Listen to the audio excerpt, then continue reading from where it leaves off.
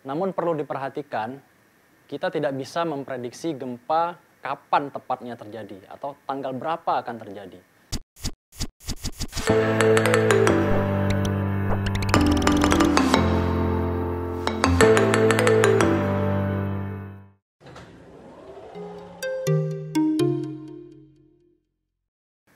Gempa dan juga tsunami sangat mungkin diprediksi menggunakan keilmuan dari geologi maupun geofisika dan juga mungkin dengan meteorologi. Namun perlu diperhatikan, kita tidak bisa memprediksi gempa kapan tepatnya terjadi atau tanggal berapa akan terjadi. Kita hanya bisa melihat bagaimana pola-pola dari sejarah sebelumnya keterjadian tsunami maupun gempa. Berdasarkan data-data sejarah tersebutlah para ilmuwan merekonstruksi kembali bagaimana pola terjadinya gempa. Ada yang mungkin 100 tahun, ada yang mungkin dalam waktu 50 tahun, bahkan mungkin ada yang dalam hitungan hanya belasan tahun saja. Itu sangat dimungkinkan. Tapi tetap sekali lagi, kita tidak bisa memprediksi dengan tepat tanggal berapa, jam berapa akan terjadi gempa maupun tsunami.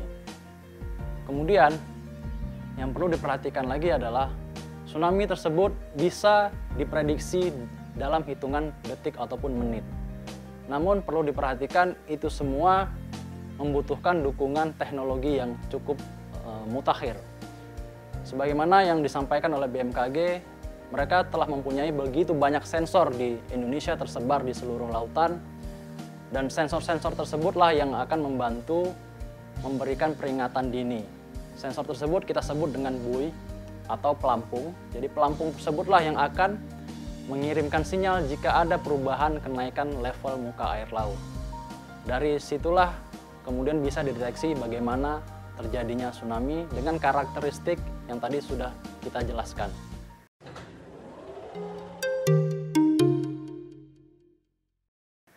Gempa dan juga tsunami sangat memungkinkan terjadi di mana saja. Tapi kalau kita melihat peta dunia, biasanya akan ditemukan di sekitaran pertemuan lempeng-lempeng dunia. Kalau di Indonesia, kita bisa tahu ada 3 lempeng dunia yang bertemu di Indonesia. Nah, pergerakan lempeng inilah yang mengakibatkan adanya gempa dan juga tsunami. Kalau secara keseluruhan, 90% kegiatan kegempaan di dunia itu bisa terdapat di sekitaran Ring of Fire. Dan di Indonesia, sangat memungkinkan terjadinya di sekitar Laut Pasifik maupun Laut India.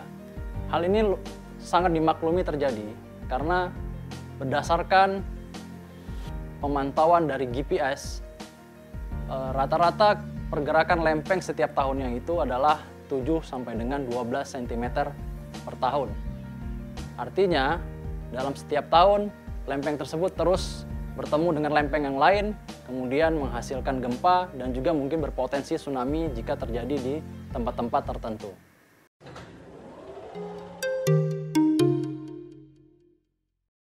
Tidak, karena yang namanya kegempaan itu bisa terjadi di mana saja, tidak hanya di laut.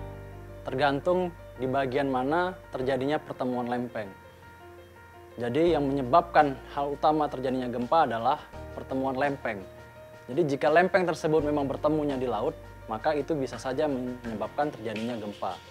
Di Indonesia, pertemuan lempeng memang kebanyakan adanya di bagian laut. Namun tidak menutup kemungkinan banyak juga gempa-gempa lain yang ditemukan tidak berasal dari lautan, namun dari daratan. Kemudian, kalau kita tinjau dari sisi kekuatan batuan itu bisa berbeda-beda. Kalau yang di darat dengan yang di laut mungkin berbeda, dan yang di darat itu bisa saja gempanya bisa lebih besar maupun lebih kecil. Jadi sekali lagi tidak menutup kemungkinan terjadinya gempa di darat. Gempa susulan ini biasanya lebih kecil daripada gempa yang pertama kali terjadi.